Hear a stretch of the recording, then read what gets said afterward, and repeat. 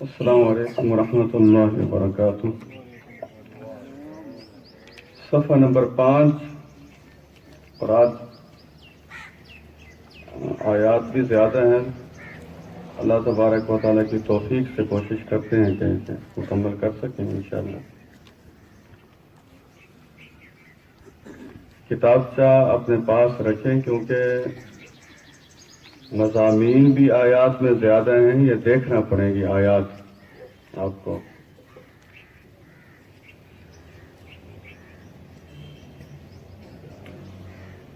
اعوذ باللہ من الشیطان الرجیم، بسم اللہ الرحمن الرحیم۔ یا ایھا الناس، اے لوگو۔ قرآن مجید فرقان حمید میں یا ایھا الناس کا جو خطاب ہے یہ ظاہر ہے اللہ تبارک و تعالیٰ کی طرف سے تو ساری انسانیت کو دعوت ہے۔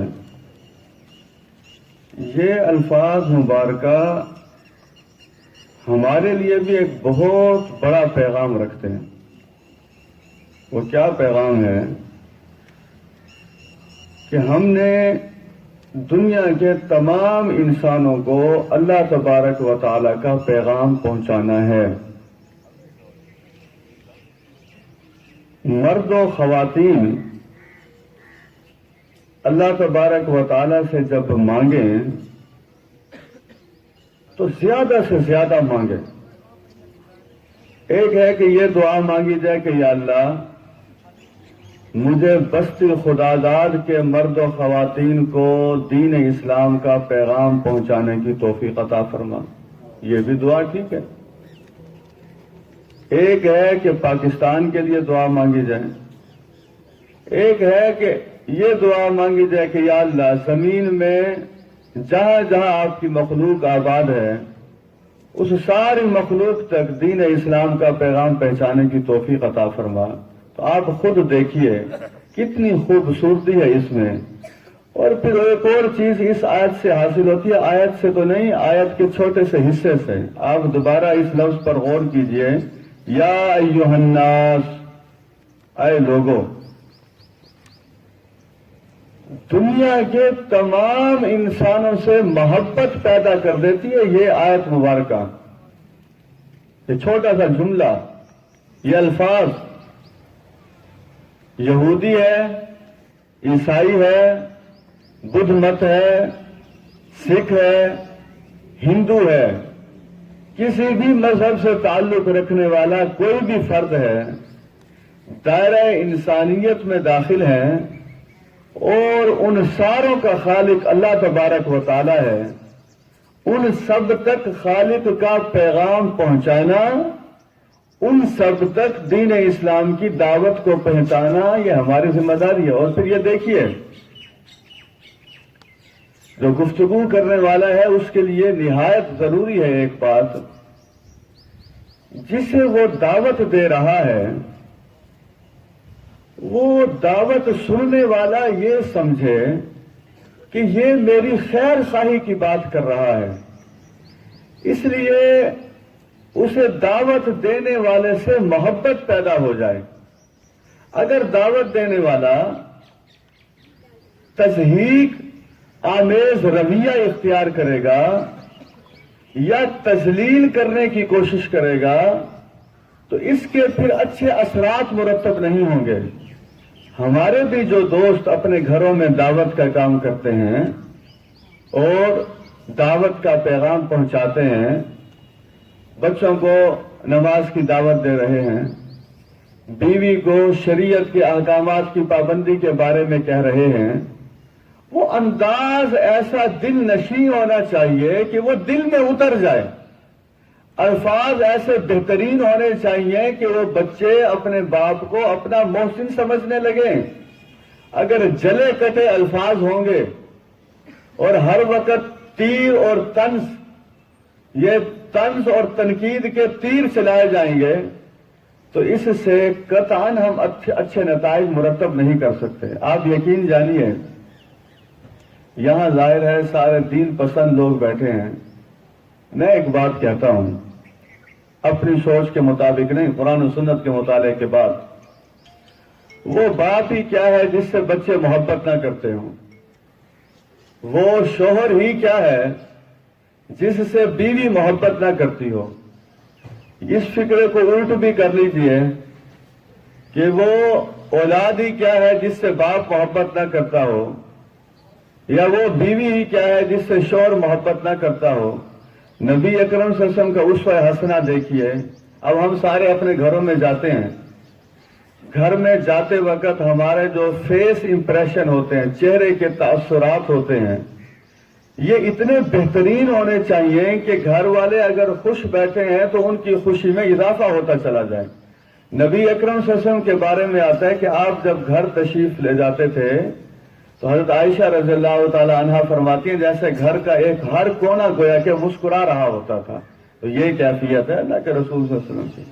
اگر ہم سنت سے ہٹ کر دعوت کا کام کریں گے اس کے کبھی اچھے نتائج مرتب نہیں ہوں گے، یہ ذہن میں رکھ لیجئے گا۔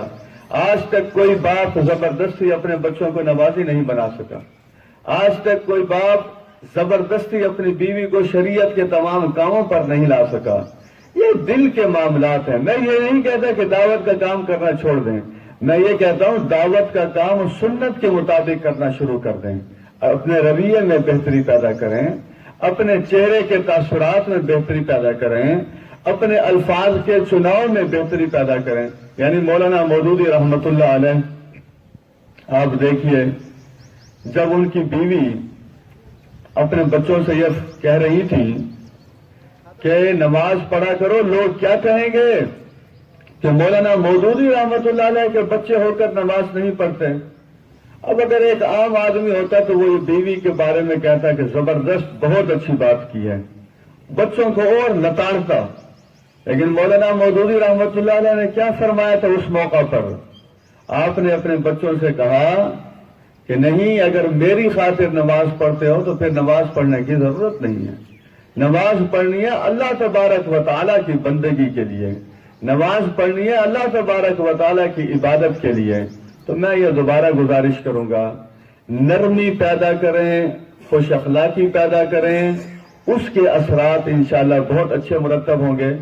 آپ سوچ رہے ہوں گے کہ یہ گفتگو بیچ میں کہاں سے آ گئی؟ یہ اس لیے آ گئی کہ یہ یا ایھا الناس کا لفظ ہے، جن لوگوں کو دعوت دینی ہے ان لوگوں سے محبت پیدا ہوگی تو دعوت اثر کر سکے گی، انسانیت سے محبت ہوگی تو پھر جا کر انسانیت کو عالمگیر پیغام پہنچانے کے لیے ہم قرآن مجید کے حفاظ بیٹھے ہیں۔ ان سے پوچھئے کہ داعی اعظم حضرت محمد صلی اللہ علیہ وسلم کا جذبہ اتنا کامل تھا، لعلک باخع نفسک الا یکونوا مؤمنین۔ اللہ تبارک و تعالیٰ نے یہ فرمایا کہ اے محمد صلی اللہ علیہ وسلم، کیا آپ اپنے آپ کو ہلاک کر دیں گے اس بات میں کہ لوگ ایمان نہیں لا رہے؟ ایسی خیر خواہی، ایسا میٹھا انداز، ایسا پیارا انداز۔ لوگوں نے یہ کہا ہے کہ نبی اکرم صلی اللہ علیہ وسلم کے اخلاق نے وہ کام کر دکھایا کہ پوری دنیا میں اسلام غالب ہو گیا اور پوری دنیا میں اسلام پھیلتا چلا گیا۔ تو خدارا دعوت دینے والے، ہم سارے دعوت دینے والے افراد ہیں، ہمیں اپنے رویوں کو بہتر بنانے کی ضرورت ہے۔ یا ایھا الناس، اے لوگو، کلوا مما فی الارض، جو کچھ زمین میں ہے اس میں سے کھاؤ، لیکن شرائط ہیں دو، حلالا طیبا، وہ حلال بھی ہو اور پاکیزہ بھی ہو۔ دیکھیے، خوراک کا اور عمل کا آپس میں بڑا گہرا تعلق ہے، خوراک کا اور عقیدے کا آپس میں بڑا گہرا تعلق ہے، خوراک کا اور معیشت کا آپس میں بڑا گہرا تعلق ہے، خوراک کا اور معاشرت کا آپس میں بڑا گہرا تعلق ہے، خوراک کا اور جنت جہنم کا آپس میں بڑا گہرا تعلق ہے۔ یہ جو کچھ کھاتے ہیں، تصور کیجئے کہ دنیا کے بڑے بڑے سائنسدان وہ علم نہیں رکھتے۔ آپ جانتے ہیں مخلوق کیا کیا علم ہے خالق کے مقابلے میں؟ یہ چیز حلال ہے، ہمیں رب العالمین نے بتا دیا، نبی اکرم صلی اللہ علیہ وسلم نے بتا دیا۔ اب اس حلال چیز کو حرام کر لینا، عرب میں یہ ہوا کرتا تھا۔ اسلام نے تو ہمیں ایسی ایسی تاریکیوں سے نکالا ہے کہ کیا کیا تعریف کی جائے۔ وہ کہتے تھے جی اس جانور کا گوشت نہیں کھانا، اچھا جی کس نے یہ فیصلہ کیا ہے؟ یہ سرداروں نے فیصلہ کیا ہے کہ اس کا گوشت نہیں کھانا، اس جانور پر سواری نہیں کرنا۔ یہ جی کس نے فیصلہ کیا ہے کہ اس پر سواری نہیں کرنی؟ یہ سرداروں نے فیصلہ کیا ہے کہ اس پر سواری نہیں کرنی۔ اچھا اس جانور کا گوشت خواتین نہیں کھا سکتی، یہ فیصلہ کس نے کیا ہے؟ یہ سرداروں نے فیصلہ کیا ہے کہ اس کا گوشت خواتین نہیں کھا سکتی۔ اچھا اس جانور کا دودھ نہیں پیا جا سکتا، یہ ذرا بتائیے کہ یہ فیصلہ کس کا ہے؟ یہ فیصلہ سرداروں نے کیا ہے کہ اس کا دودھ نہیں پیا جا سکتا۔ یہ کیفیتیں وہاں بھی تھی، ہمارے قریب کے ملک میں جس کی آبادی 1 ارب کے قریب ہے، چائنا، اور پھر انڈیا کی آبادی بھی ارب کے قریب ہے، ارب سے بھی بلکہ زیادہ ہے۔ ان دونوں ممالک میں بھی یہی صورتحال ہے، ویسے تو پوری دنیا میں یہی صورتحال ہے۔ چائنا کے لوگ کتے شوق سے کھاتے ہیں۔ اب ان سے کوئی پوچھے کہ یہ تمہیں کس نے کہا ہے کہ تم یہ کھاؤ؟ یہ ہمیں ہمارے ہی لوگوں نے کہا ہے کہ تم یہ کھاؤ۔ ذرا انڈیا والوں سے کوئی پوچھے تمہیں کس نے کہا ہے کہ گائے کا دودھ نہ پیو؟ تمہیں کس نے کہا ہے کہ گائے کا گوشت نہ کھاؤ؟ تو جواب کیا ملے گا؟ نہ اللہ کا نام آئے گا، نہ کسی رسول کا نام آئے گا، ان کی اپنی ذاتی من گھڑت کتابوں کا نام آئے گا، اور من گھڑت لیڈروں کا نام آئے گا، من گھڑت سرداروں کا نام آئے گا، من گھڑت افراد کا نام آئے گا۔ تو حضرات محترم، حلال اور حرام کا اختیار کس کے پاس ہے؟ اللہ تبارک و تعالیٰ کے پاس ہے۔ تو میں یہ کہہ رہا تھا، خوراک کا انسان کی معاشرت کے ساتھ بڑا گہرا تعلق ہے۔ ایک واقعہ ہے تو دل ہلا دینے والا واقعہ، یہاں پتہ نہیں سنانا وہ مناسب بھی ہے یا نہیں ہے، لیکن چونکہ اب ذہن میں آ گیا، اللہ تبارک و تعالیٰ کی تعریف کرنے کو تو ہر وقت دل چاہتا ہے، آیات آگے آئیں گی لیکن واقعہ پھر ذہن سے نہ نکل جائے۔ ایک مسلم خاندان امریکہ میں آباد تھا، ماں اور بیٹا۔ تو وہ ماں کبھی کبھی گوشت لینے کے لیے جاتی تھی، جس کسائی سے وہ گوشت لیتی تھی، ایک طرف اس نے مسلمانوں کے حلال حرام کے مطابق گوشت لٹکایا ہوا ہوتا تھا، دوسری طرف خنزیر کا گوشت لٹکایا ہوا ہوتا تھا۔ وہ خاتون ظاہر ہے، بلکہ ابھی آیات آگے آئیں گی، میں اب آپ کو کیا بات بتاؤں۔ لوگ کہتے ہیں کہ یہ پروگرام کیوں ضروری ہے؟ یہ پروگرام روزانہ ضروری ہے۔ میرے بہنوئی چائنا میں پی ایچ ڈی کر رہے ہیں، اسسٹنٹ ڈائریکٹر تھے اور حکومت کے اسکالرشپ پہ گئے، ابھی 1.5 سال ہو گیا۔ وہ جب بھی آتے ہیں، ہماری گفتگو کا مرکز اور محور یہی دین کے احکامات ہوتے ہیں۔ تو میں نے ان سے پوچھا خوراک کا معاملہ وہاں کیا ہے؟ بنگلہ دیش کا ایک مسلمان طالب علم پی ایچ ڈی کر رہا ہے وہاں، اور شوق سے خنزیر کا گوشت کھاتا ہے۔ تصور کریں آپ، اپنے بچوں کو جب آپ بیرون ملک بھیجیں، چاہے لڑکیوں کو بھیجیں چاہے لڑکوں کو بھیجیں، ان کی بنیاد اتنی مضبوط، اگر میں وہ سارے واقعات سنا دوں نا آپ کو چائنا کے، تو آپ کانوں کو ہاتھ لگانا شروع کر دیں گے۔ میں وہ سنانا نہیں چاہتا یہاں ساری باتیں۔ امریکہ کا واقعہ بھی صرف اس لیے سنا رہا ہوں کہ دیکھیں اللہ تبارک و تعالیٰ کے کتنے احسانات ہیں ہمارے اوپر، اور ہم شکریہ کے طور پر 5 وقت نمازیں نہیں پڑھ سکتے۔ ہمیں شرم آنی چاہیے ذرا۔ آپ دیکھیں تو صحیح، آپ بستی خداداد کے کسی ماہر سے، ماہر ڈاکٹر سے نسخہ لکھواتے ہیں اور خوش ہوتے ہیں کہ اتنا قابل ڈاکٹر ہے، اس نے نسخہ لکھا ہے۔ اور یہ سارا نسخہ شفا ہے۔ یہ جو روزانہ درس ہوتا ہے، کس کا درس ہوتا ہے؟ نسخہ شفا۔ یہ نسخہ دوا نہیں ہے، نسخہ شفا۔ اور کس کی طرف سے آیا ہے؟ اللہ تبارک ہوتا ہے۔ اللہ کا علم ہے، ہم اس کے علم کے مطابق زندگی گزارتے چلے جا رہے ہیں۔ اس پر کتنا خوش ہونا چاہیے انسان کو۔ تو وہ خاتون گوشت لیا کرتی تھی، کسائی جو ہے وہ چھری جو ہے جب دیتا تھا گوشت، وہ خنزیر کے گوشت پہ بھی لگاتا، ادھر گائے کے گوشت پہ بھی لگاتا۔ وہ خاتون گوشت لے کر گئی، ظاہر ہے اس نے کھانا شانا پکایا، بیٹا رات کو مدہوشی کی حالت میں ماں کے پاس آ گیا اور جنسی خواہش کا تقاضا کرنے لگا۔ اس بدبخت نے اپنی ماں کے ساتھ جنسی زیادتی کر ڈالی۔ اب اس خاتون نے لکھا ہے، انٹرویو میں کہا، جب اس سے پوچھا گیا، اس نے کہا میں نے تو اپنے بچوں کو ہمیشہ حلال کھلایا ہے، میں تو یہ سوچ بھی نہیں سکتی تھی کہ ایسی کمینی حرکت کرے گا۔ پھر وہ کہتی ہے میں سوچتی ہوں تو میں صرف یہ سوچتی ہوں کہ کہیں خنزیر کے گوشت کا اثر نہ آ گیا ہو اس چھری کے ذریعے گائے کے گوشت میں، کہیں اس وجہ سے میرے بچے کے اندر یہ کیفیت نہ پیدا ہو گئی ہو۔ جو اہل علم بیٹھے ہیں سارے ہی اہل علم ہیں، مغرب میں بے حیائی کی بہت سی وجوہات ہیں، ان میں سے ایک وجہ خنزیر کے گوشت کا کھانا ہے۔ نعیم صدیقی رحمت اللہ علیہ نے جو کتاب لکھی تھی اور جو آرٹیکل لکھے تھے، انسان کا سر شرم سے جھک جاتا ہے، انسانیت جھک جاتی ہے کہ انہوں نے لکھا تھا امریکہ میں بچیوں سے جب سوال کیا گیا کہ سب سے پہلے آپ نے جنسی عمل کس کے ساتھ کیا، 60 سے 70% بچوں نے اپنے باپ کا نام بتایا۔ اور یہ جو الیکشن ہاری ہیں ہیلری کلنٹن، یہ یہاں آئی تھی پاکستان، تو راولپنڈی کی گرلز کالج میں ان کا وزٹ تھا، بڑی مشہور بات ہے۔ انہوں نے گرلز کالج میں جا کے پرنسپل سے پہلا یہ سوال کیا تھا، ہاؤ مینی گرلز، کتنی لڑکیاں ہیں become pregnant during their studies, پڑھائی کے دوران کتنی لڑکیاں حاملہ ہو جاتی ہیں؟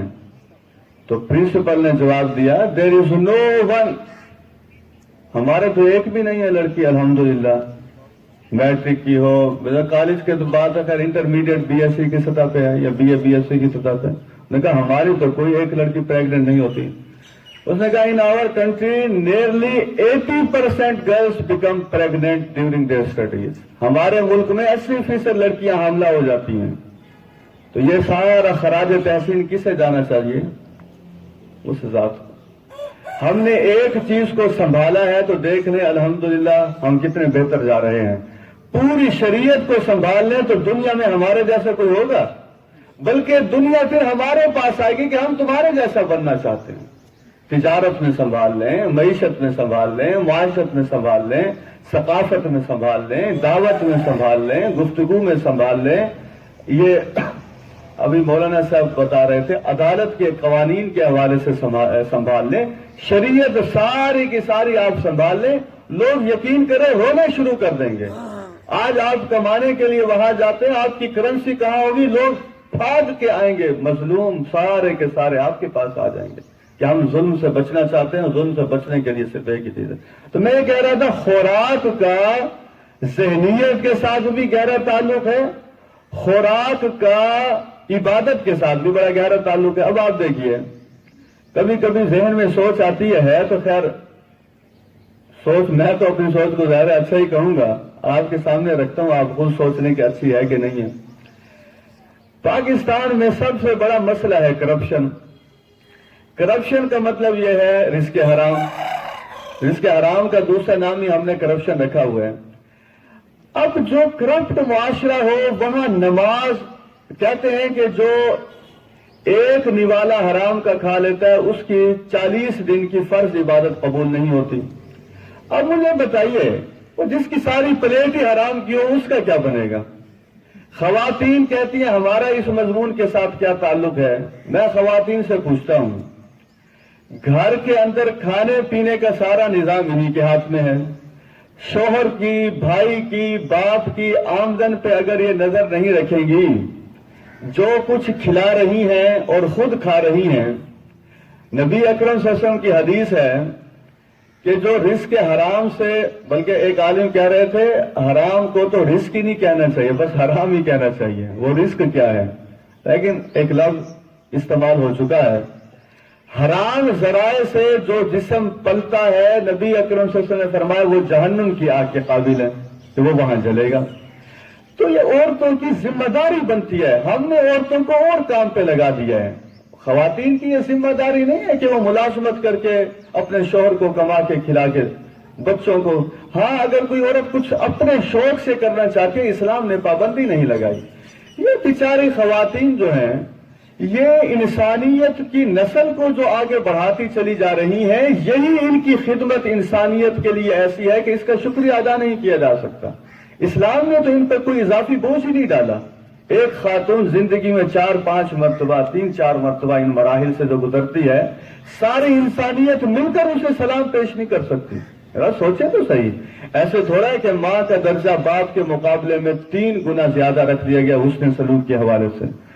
ان خواتین کی یہ ذمہ داری ہے کہ یہ دیکھیں رزق ہمارا شوہر کہاں سے بلکہ دوسری ذمہ داری یہ بنتی ہے بے جا فرمائش نہ کریں کہ وہ حرام کی طرف نہ جائیں. شوہر اور بیوی مل کر بیٹھیں اور گھر کے حوالے سے سوچیں کسی سے دھوکہ نہیں کرنا, کسی سے فراڈ نہیں کرنا, حرام ذرائع سے مال نہیں کمانا, وراثت نہیں کھانی. یعنی جو کچھ کھانا ہے وہ حلال کھانا ہے اور پاکیزہ کھانا ہے. پھر آپ دیکھیں انشاءاللہ 8-10 سالوں میں پاکستان کی کایا پلٹ جائے گی. لیکن جس عورت کو چٹخارے لگے ہوئے ہوں, اسے گوشت روزانہ اچھا لگتا ہو, اسے پھل بڑے اچھے لگتے ہوں, اسے کپڑے قیمتی چاہیے, اسے اس بات سے کوئی غرض نہیں ہے کہ میرے شوہر کی آمدن ہے تو 40,000 روپے اور میں نے گھر کا خرچہ بنایا ہوا 80,000, اب وہ جو اضافی 40,000 ہے وہ کہاں سے آ رہا ہے, اس کی سوچ کیا ہے, اس کے ذرائع کیا ہے, ان کا پھر اس ہمارے گھر پر اثر کیا مرتب ہوگا. میں ایک مثال دینا چاہوں گا تمام لوگوں کے لیے جتنے لوگ اپنے بچوں کے مستقبل کو بہتر بنانا چاہتے ہیں. میرے برادر اللہ ایک ادارے میں ہے, شکر ہے میں نام نہیں بتا, ابھی میرے ذہن میں نام آ گیا تھا, میں نام شکر ہے میں نے چھپا لیا ورنہ آپ اس ادارے پہ پہنچ جاتے ہیں. ان کا ٹرانسفر ہوا کوئٹہ, تو کوئٹہ والوں نے کہا جی آپ کیا ملتان سے کوئٹہ آئیں گے, آپ ایسا کریں بس وہیں گھر بیٹھے رہیں, آپ کی تنخواہ سے ڈبل آپ کے اکاؤنٹ میں پہنچ جائے گی. گریڈ 17 میں انہوں نے کہا جی میری تنخواہ سے ڈبل پہنچ جائے گی, کیا مطلب؟ انہوں نے کہا بس کچھ فائلیں ہوں گی وہ آپ کو سائن کرنے ہوں گے, کاغذات وغیرہ آپ چھوڑیں اور وہاں سے آپ آئیں. کیا آپ اتنی زحمت کریں گے, کوئٹہ میں سردی بڑی ہے, یہ ہے وہ ہے, اس قسم کی کئی باتیں کی. انہوں نے ایک جملہ کہا, انہوں نے کہا میں نے اپنے پورے کیریئر میں اپنی اولاد کو حرام کا ایک لقمہ نہیں کھلایا, تو میں نہ ڈبل تنخواہ مجھے چاہیے. اب خود آپ سوچیں ہمیں اگر کوئی یہ آفر کرے ہمارا جواب کیا ہوگا. انہوں نے کہا میں نہ مجھے ڈبل تنخواہ چاہیے, نہ بغیر محنت کے کام کر کے مجھے تنخواہ چاہیے کہ میں وہاں آؤں نا, کام بھی نہ کروں اور تنخواہ لیتا رہوں. وہ وہاں گئے, کوئی 1.5-2 سال کا عرصہ ہے وہاں گزارا انہوں نے. اللہ تبارک و تعالیٰ سے بڑا قدردان کون ہو سکتا ہے. 2016 میں ملتان بورڈ میں میٹرک کے امتحان میں ان کے بیٹے نے 2ری پوزیشن حاصل کی. یہ اللہ تبارک و تعالیٰ نوازتے ہیں. ہمیں جو کامیابیاں مل رہی ہوتی ہیں ہم سمجھتے ہیں پتہ نہیں وہ کن کن ذرائع سے مل رہی ہیں. ان کامیابیوں میں رزق حلال کا بڑا عمل دخل ہے. اگر حرام ذرائع سے گھر کے اندر رزق آئے گا تو پھر سمجھ لیجئے اولاد کے آپ خیر خواہ نہیں ہے. میں تو یہ کہتا ہوں جو آدمی حرام کما کے اپنے بچوں کو کھلا رہا ہے, کاش ان کے بچوں کو پتہ لگ جائے کہ اس پوری دنیا میں ہمارے باپ سے بڑھ کر ہمارا دشمن اور کوئی نہیں ہے جو ہمیں اللہ کا باغی بنا کے جہنم کے انگاروں کے حوالے کرنا چاہتے ہیں.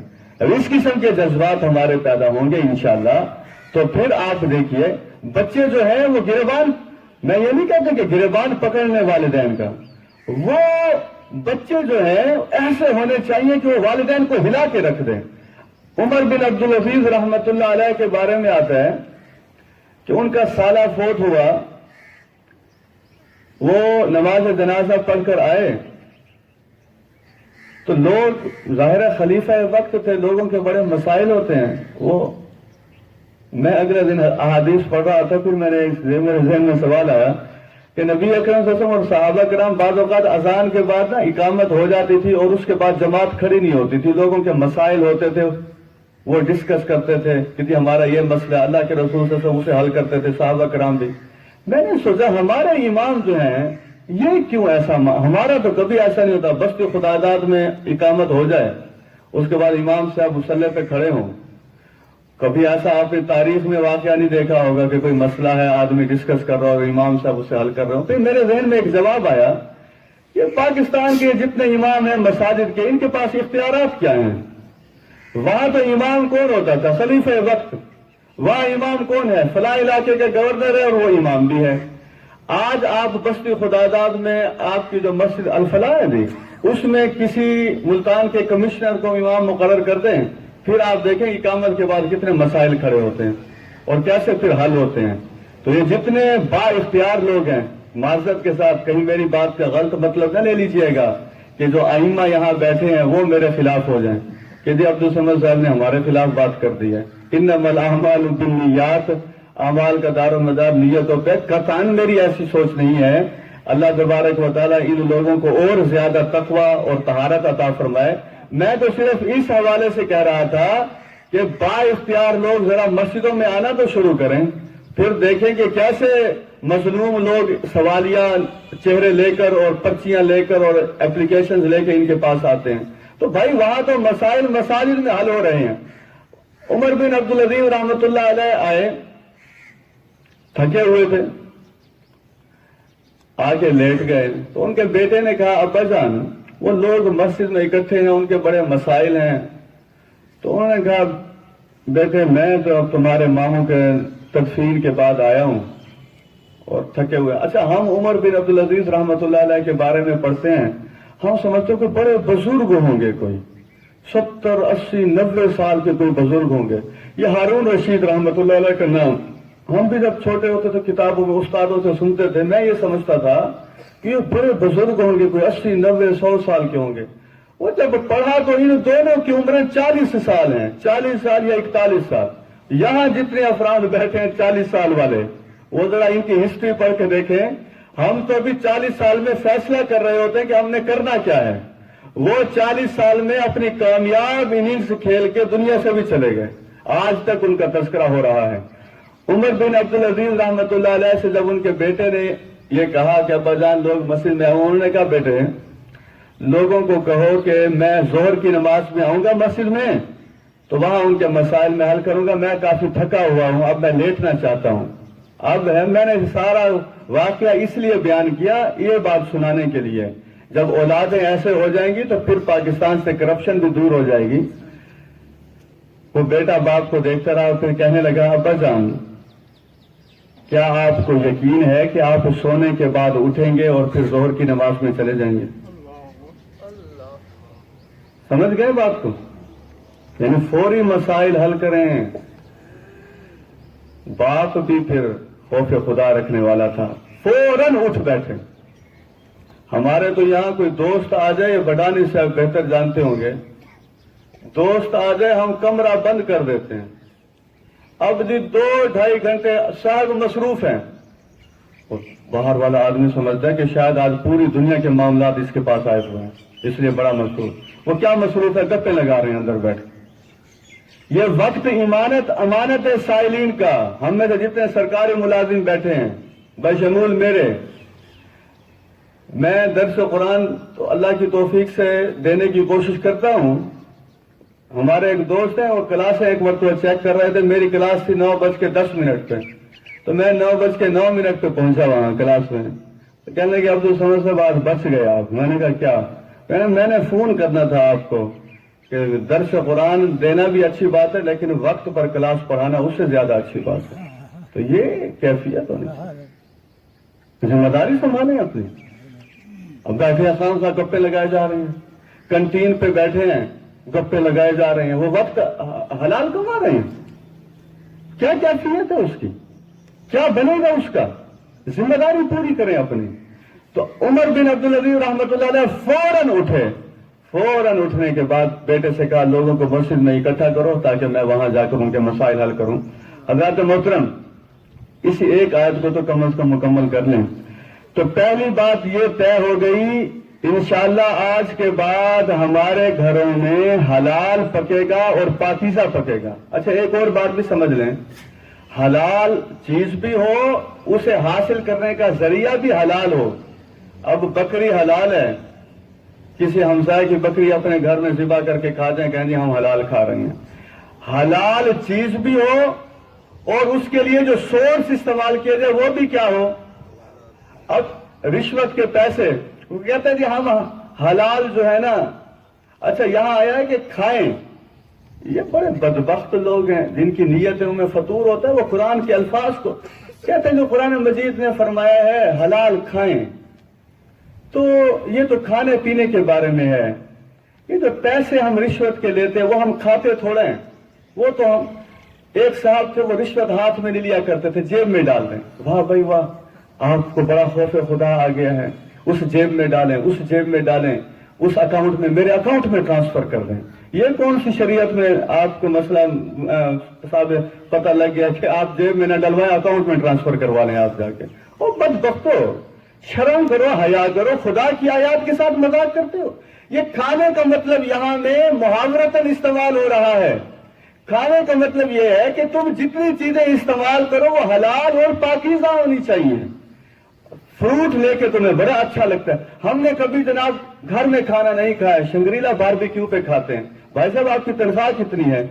تنخواہ ہے جناب 25,000. گھر پہ لکھا ہوا ہاذا من فضل ربی، یہ میرے رب کے فضل کی طرف سے. میں ایک مرتبہ اکاؤنٹ آفس میں بیٹھا تھا تو وہ کلرک کہہ رہا ہوں میں نے اپنی بیٹی کی شادی کی، 80 تولے سونا دیا. تصور کریں 80 تولے سونا. میرے ساتھ ایک آدمی بیٹھا تھا، اس نے سر نیچے کر کے کہا، اس نے کہا تو نے کہاں دیا؟ ہم نے دیا. وہ پھر کلرک پکڑا گیا ابھی 1.5 سال پہلے. 12 بجے جب وہ پکڑا گیا، 12 بجے اس کی جیب سے 75,000 روپے برآمد ہوئے. اگر 5 بجے پکڑا جاتا تو پھر تو 1.5-2 لاکھ تک معاملہ پہنچ چکا تھا. جس کا 2 لاکھ روپیہ روزانہ جو ایک عام افسر رشوت لے لے، مہینے کے اندر وہ کیا لے کے جائے گا؟ خدارا یہ بچے جتنے بیٹھے ہیں، خواتین جتنی بیٹھی ہیں، آج اگر ہم یہی سارا طے کر لیں، میں اگر ایک آدمی کو کھڑا کروں نا، کوئی آدمی ایسا کھڑا ہو جائے جس کے خاندان میں پوری برادری میں کوئی حرام نہ کھاتا ہو، کوئی ایک بھی ایسا نہیں ہوگا. ایک آدمی کو میں نے سمجھانے کے لیے ملتان میں بلایا. یہ اپنا جو ڈیوو ٹرمینل ہے وہ یہاں پر مجھے ملنے کے لیے آیا. میں نے بڑے اسے فون کیا، وہ خیر آ گیا. وہ لوگوں کے پیسے قرضے نکلوا کے دیتا تھا، زری بینک سے نکلوا کے دیتا تھا 5 لاکھ روپے. دیہاتی لوگوں کو کہتا تھا 3.5 لاکھ ملا، باقی افسر کھا گئے ہیں. کھا جاتا تھا، خود افسر بھی کھاتے تھے، خود بھی.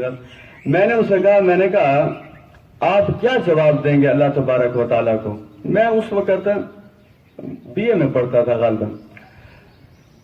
وہ میری باتیں سنتا رہا، مجھے کہتا آپ بچے ہو، اب آپ کو میں کیا بتاؤں کہ زندگی کیسے گزارنی پڑتی ہے. میں نے کہا جی بچہ ہوں جو ہوں، میں تو قرآن مجید کی باتیں آپ کے سامنے رکھ رہا ہوں. اس نے میری بات نہ مانی، بس سن کے چلا گیا. کوئی 5 دن گزرے تھے. یہ جو 32 ویل پر مشتمل ٹرالر نہیں ہوتا، 32 ویل جس کے ہوتے ہیں، 22 ہوتے ہیں جی، 22 والا، وہ اس کے اوپر چڑھ گیا اس آدمی کے، اور اس کی ڈیڈ باڈی کو جب اس کے بھائی لینے کے لیے گئے، بوری کے اندر قیمہ بھر کے آئے. تصور کریں آپ. خدارا اچھی موت چاہتے ہیں تو اس کے لیے بھی رزق حلال بڑا ضروری ہے. تو پہلی آیت یہ ہے. کل بھی میں مولانا صاحب سے گزارش کروں گا، میں آؤں گا کل تاکہ اگلی آیات کو مکمل کر سکوں، لیکن اس پر ذرا ایک آیت ہم مکمل کر لیں. دیکھیں حلال اور پاکیزہ پھر منع کیا جا رہا ہے. یہ ہے قرآن مجید کی شان. ایک ہی آیت کے اندر انداز ایسا پیارا ہے. پہلے سارے انسانوں کو حکم دیا، ہماری جو حلال چیزیں انہیں تم حرام کیوں کرتے ہو؟ حلال چیزوں کو حلال ہی رہنے دو، پاکیزہ چیزوں کو استعمال کرو. اب یہ ساری گڑبڑ کون کرتا ہے؟ پیچھے سکیمر کون ہے؟ پیچھے ڈائریکٹر کون ہے؟ اللہ کی مخلوق کو اللہ کے راستے سے ہٹانے کا کام کر کون رہا ہے؟ اس کا تذکرہ آ گیا. وَلَا تَتَّبِعُوا خُطُوَاتِ الشَّيْطَانِ. کس کے راستے پر نہ چلو؟ شیطان کے راستے. سوچنا چاہیے نا، پہلے حکم یہ، دوسرا حکم یہ کیوں ہے؟ تو مطلب یہ ہے تمہیں حلال سے حرام کی طرف کون لے جانے کی کوشش میں لگا ہوا ہے؟ وہاں آپ دیکھیے نا، ڈاکٹر کا کام ہے کلینک میں بیٹھنا، حکیم کا کام ہے مطب میں بیٹھنا، کسان کا کام ہے کھیت میں جانا، اسی طریقے سے وکیل عدالت میں، اور شیطان کا کام کیا ہے؟ سارا دن مخلوق خدا کو گمراہ کرنا۔ یعنی تصور کیجئے، کام بھی اس نے ذمہ داری بھی کون سے لی ہے؟ وہ بدبخت یہی ذمہ داری سارا دن رات نبھانے کی کوشش میں لگا ہوا ہے، اور اب انسانوں میں سے بھی کچھ اس کے ساتھ مل گئے ہیں۔ اس لیے تو ہم دونوں سے پناہ مانگتے ہیں، قل اعوذ برب الناس ملک الناس الہ الناس من شر الوسواس الخناس الذی یوسوس فی صدور الناس من الجنۃ والناس۔ انسانی شیطان ہو یا جنوں میں سے شیطان ہو، وہ یہ حرکتیں کرتے ہیں۔ حلال سے کس کی طرف لے جائیں گے؟ حرام۔ طیب سے کس کی طرف لے جائیں گے؟ خبیث کی طرف۔ تو فرمایا وَلَا تَتَّبِعُوا خُطُوَاتِ الشَّيْطَانِ، شیطان کے راستے پر نہ چلو، إِنَّهُ لَكُمْ عَدُوٌّ مُبِينٌ، وہ تو تمہارا کھلا دشمن ہے۔ یہ جو آیت مبارکہ ہے، یہ ایک نفسیاتی طور پر ٹریٹمنٹ ہے لوگوں کا۔ کیسے؟ کبھی کسی آدمی کو دشمن کے ہاتھوں میں بھی کھیلتے ہوئے دیکھا ہے؟ اچھا لگتا ہے دشمن کے ہاتھوں میں کھیلنا؟ دشمن کی ہمیشہ کیا کوشش ہوتی ہے؟ فائدہ پہنچانے کی یا نقصان پہنچانے کی؟ تو وہ تو نقصان پہنچائے گا، وہ تو دشمن کے ہاتھوں میں کھیلنا چاہتے۔ تم اپنے پیدا کرنے والے کے احکامات کو نظر انداز کر کے دشمن کی سازشوں کا شکار ہو رہے ہو، وہ تمہیں شرم آنا چاہیے۔ ہمارے ہاں جب رشتے ناتے ہوتے ہیں، اللہ کرے ایک سوال یہ بھی ہم کرنا شروع کر دیں کہ بچہ کتنا کماتا ہے؟ وہ تو سوال ہے نا، 5 سوال ہونے ہیں، مال کہاں سے کمایا، کہاں پہ خرچ کیا۔ تو ہمارے ہاں رشتے ناتے ہوتے وقت یہ سوال بھی ایک ہونا چاہیے کہ آمدن کے ذرائع کیا ہیں۔ قطعاً ایسے لوگوں کے ساتھ رشتے ناتے نہ کیا کریں جن کے کمانے کے ذرائع مشکوک ہوں، جن کے ذرائع حرام پر مشتمل ہوں۔ ان کی کوٹھیوں کو، ان کی کاروں کو، ان کے بنگلوں کو، ان کی خوبصورتی کو اور ان کی شکلوں کو 7 سلام پیش کر کے ان سے کنارہ کشی اختیار کر کے رب کی رحمت کے سائے میں آ جائیں۔ وآخر دعوانا الحمدللہ رب العالمین۔ حضرات محترم، ہمیشہ اعلان کیا جاتا ہے تعداد بڑھانے کے حوالے سے بھی اور اس قرآن کے فہم کے حوالے سے۔ آپ یقین جانیے کل ہم انشاءاللہ بر وقت بھی درس قرآن شروع کریں گے انشاءاللہ۔